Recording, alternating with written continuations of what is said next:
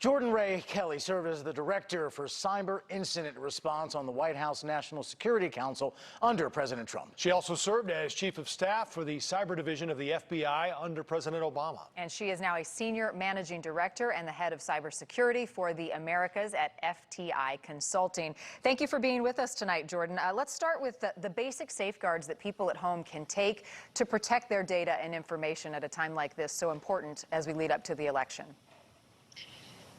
Thanks for having me on tonight. I think what we heard tonight was a message to Americans to be very confident in their votes and to not be afraid, not to be deterred.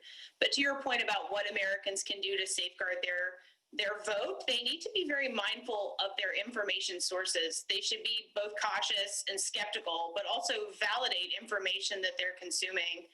But I think most of all, they should really have confidence in American officials that they're doing everything they can to combat these threats behind the scenes. So they should take these warnings very seriously, but they should have confidence in the information, like the information that was relayed tonight by the DNI and other intelligence officials.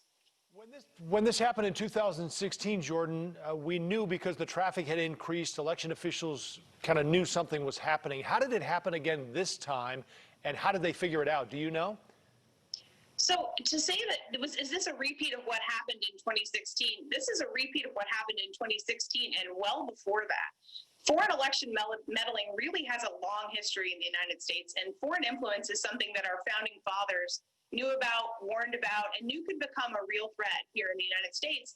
And that's even more true today because everything we do is in this online world. That makes it even easier for these threats to become real and tangible for Americans. So how they came to know it is because of the very well-placed sources and the great job that our U.S. intelligence and law enforcement communities do to be aware of these threats. But to think that this is something that it was new in 2016, this is something that has just come into the online world but has been going on for a long time.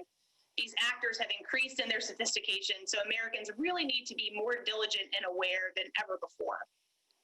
Is that a way, though, of saying that nothing was particularly scary or different about what happened in 2016? It did seem to stand out.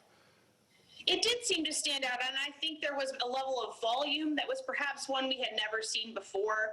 But this tactic of nation states against each other, particularly in strong countries like the United States, it's not necessarily meant to align with one party or another, but as Joe said, to sow unrest generally in our processes and in our democracy.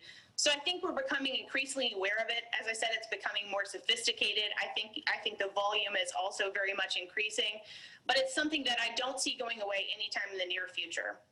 All right, so common sense comes in handy right now. Jordan Rae Kelly, a cybersecurity expert, we appreciate your time and your insight tonight. Thank you.